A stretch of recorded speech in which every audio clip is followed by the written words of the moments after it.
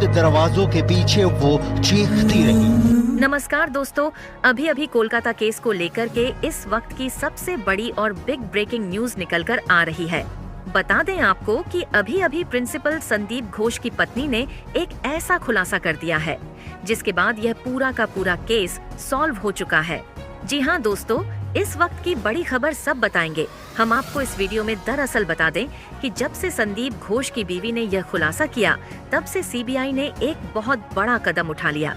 संदीप घोष की बीवी के खुलासे के बाद सीबीआई बहुत गुस्से में है और सीबीआई ने कहा है कि अब इस केस से रिलेटेड हमें जिन जिन लोगों पर शक है, उन पर हम सबूत इकट्ठा नहीं करेंगे, बल्कि सीधा गिरफ्तार करेंगे।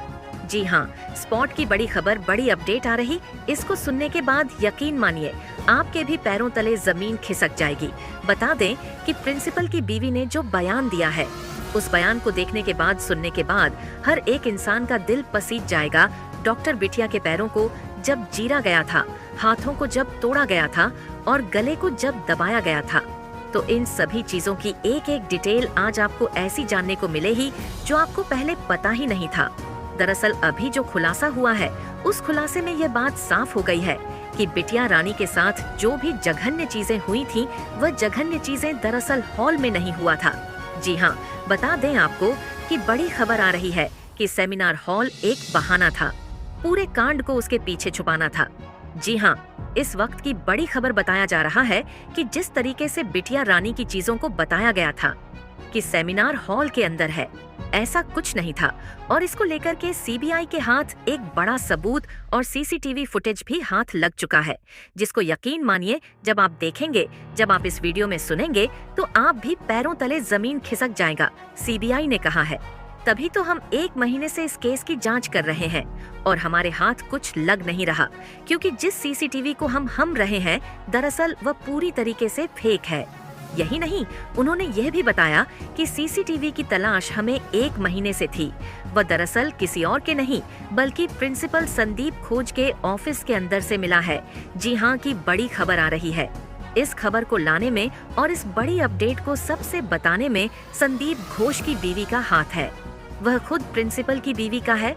दरअसल प्रिंसिपल की पत्नी ने जो खुलासा किया है और सीसीटीवी फुटेज सीबीआई के सामने सौंपा है, उसे देखने के बाद पूरा केस दूध का दूध और पानी का पानी हो गया है, शीशे की तरह साफ हो गया है।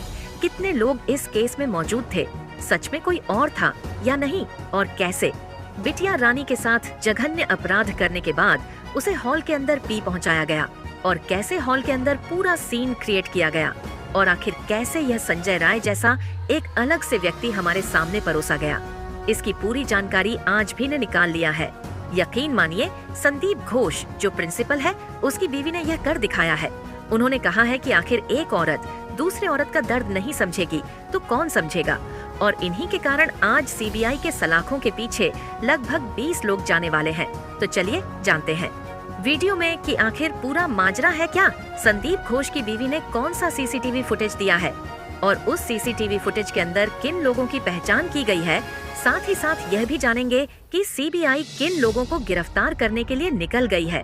और यही नहीं, आखिर संजय राय की कहानी थी, वह कितनी स्वच्छ और कितनी झूठ थी, आज हम आपको इस वीडियो में बताने वाले हैं। तो वीडियो शुरू करने से पहले आप लोगों से हाथ जोड़कर निवेदन है कि यदि आप डॉक्टर बिटिया को इंसाफ दिलाना चाहते हैं तो कमेंट बॉक्स में वी वांट जस्टिस जरूर लिखें। साथ ही साथ बिटिया के इस वीडियो को एक लाइक कर दें। आपकी लाइक करने से तो आपका कुछ नहीं जाएगा, लेकिन जब आप लाइक और इस चैनल को सब्सक्राइब करेंगे तो बिटिया रानी का आत्मा जहाँ भी होगा, उसे यह लगेगा कि हमारे साथ आज करोड़ों लोग खड़े हैं। मेरा परिवार, मेरे माँ बाप आज मेरे लिए न्याय की लड़ाई लड़ रहे हैं। उसमें मैं वह अकेले नहीं, बल्कि भारत के हर एक भाई बहन मौजूद है। तो तुरंत चैनल को सब्सक्राइब करके और इस वीडियो को लाइक करके बिटिया रानी को अपनी सच्ची श्रद्धांजलि अर्पित करें।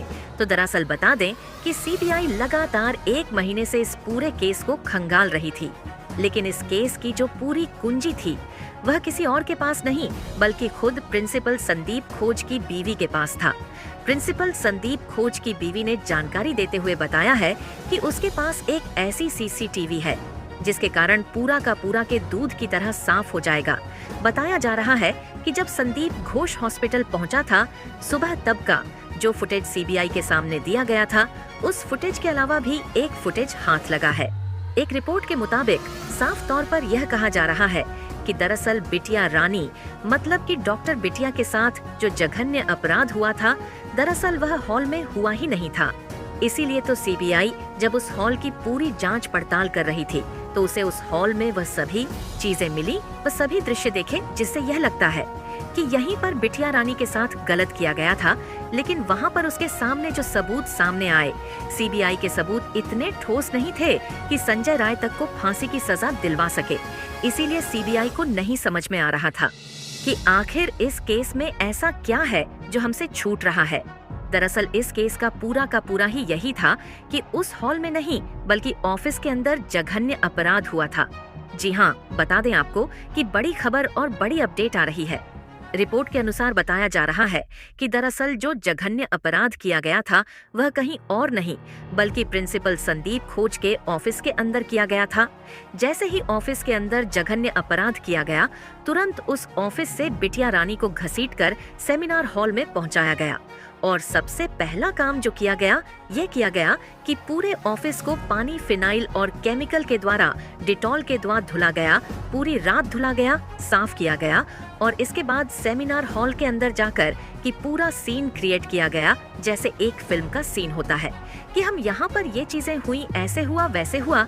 ये सभी चीजें संदीप घोष ने संजय राय से करवाया। जब संजय राव लेवल सभी काम कर लिया, सब चीज याद होगा कि कौन सा काम कैसे हुआ था। जैसे पैर को फाड़ना, हाथों को तोड़ना, गली को दबाना, आंख में शीशे का घुस जाना, मुंह पर लात मारना, पेट पर लात मारना और शरीर के हर एक अंग को तोड़ना, ये सभी काम उसने वहाँ पर प्रैक्टिस के, जिससे जब सामने इन्वेस्टिगेशन ऑफिस पर उससे पूछे तो मैं सही तरीके से बता पाए। और जब उसकी जांच जाकर के डिपार्टमेंट करवा आए तो उसे पता चले कि हाँ, ये सभी चीजें सही थी। आखिर तभी तो आप सोचिए कि संदीप घोष जो उस कॉलेज के प्रिंसिपल है, उन्होंने इस केस में किसी भी प्रकार का पोस्टमार्टम रिपोर्ट आने से पहले ही पूरी दुनिया को बता दिया था कि हाँ, यह सुसाइड है, जबकि ये ऐसा कुछ था ही नहीं। मतलब कि बिना पोस्टमार्टम रिपोर्ट आई आप ये कैसे कह सकते हो कि बिटिया रानी ने खुद को खत्म किया है, जबकि वह पहली बार में प्राइम ऑफर दिया से ही लग रहा था कि यह दरअसल खुद से किया गया नहीं, बल्कि कई लोगों के द्वारा किया गया कांड है और इसे तुरंत ही एक झटके में आत्मदाह है या फिर आत्महत्या इसलिए बताया गया ताकि इस केस को यहीं दबाया जा सके। लेकिन जब से केस नहीं दबा तो खबर आ रही है कि संदीप घोष ने अपने वफादार संजय राय को पैसा दिया और इसके बाद कहा कि अब तुम्हें जैसे जैसे रात में बताया गया था, ठीक उसी तरीके से ये सारा केस अपने ऊपर ले लो, मैं बाहर रहूंगा तो तुम्हें भी बाहर खींच लूंगा। और ऐसा ही कुछ होने वाला था। पुलिस को जब बुलाया गया और उस सीन को दिखाया गया तो वहाँ पर पुलिस के अलावा कई सारे लोग मौजूद थे। हालांकि डिप्टी एसपी या फिर एएसपी ने यह इस बात का सफाई दिया कि जो लोग वहाँ पर मौजूद थे वह वहाँ मौजूद होने के लायक थे। लेकिन जो दूसरी सबसे बड़ी खबर आ रही है, उसका सुनने के बाद तो किसी भी इंसान की आंखों से आंसू आ जाएगा। दूसरी सबसे बड़ी खबर आ रही है, वह यह है कि पीड़िता की मां ने साफ तौर पर पुलिस पर आरोप लगाया कि पुलिस इस केस को उसी दिन दबा रही थी जिस दिन मैं अपनी बेटी को देखने गई थी। जरा आप उस मूवमेंट को फील कीजिए।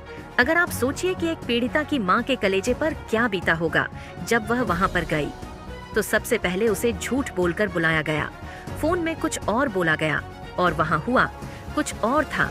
जब वहाँ पर पहुंची तो उसकी बेटी से उसे 3 घंटे तक नहीं मिलने दिया गया। यहीं पर सबसे मार्मिक ढंग आता है। दूसरी बात, जब उसकी बेटी से उसे मिलने दिया गया तो वह भी कुछ समय के लिए दिया गया ताकि वह पूरी तरीके से अपनी बेटी को ऑब्जर्व न कर पाए।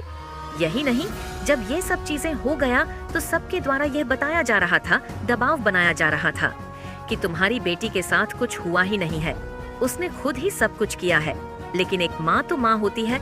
वो बोली कि मैं अपनी बेटी से कुछ देर पहले बात की थी, वह बहुत खुश और बहुत सही थी। लेकिन ऐसा कैसे हो गया? हम उसकी शादी की बात कर रहे थे, शादी के लिए लड़के ढूंढे जा रहे थे और यहाँ पर आप बोल रहे हो कि उसी ने सबको कुछ किया। ये असंभव है।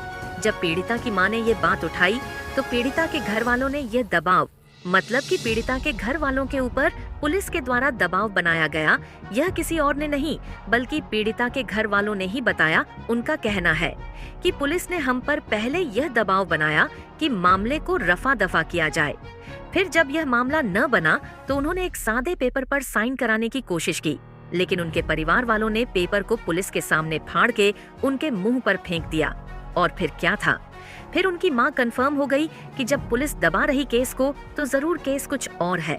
तो यहाँ पर जरा आप एक बार सोचे और गौर कीजिए कि अगर संदीप घोष इसमें डायरेक्ट नहीं होते तो एक भी उनको मतलब एक नौकर को पर क्यों बचाते हैं। ये कोई स्कूल के प्रिंसिपल नहीं है। मेडिकल कॉलेज के प्रिंसिपल होना एक बहुत बड़ा पद होता है। इसमें कई सारे बड़े अधिकारियों के समान आपको सारी चीजें मिलती हैं। एक मेडिकल कॉलेज का प्रिंसिपल अपने यहाँ पर एक वॉलंटियर्स इतना फेवर क्यों करेगा कि पुलिस भी दबाव डाले, वह भी पैसे देकर बचाई और साथ ही साथ पूरे केस को रफा दफा करने की कोशिश करें।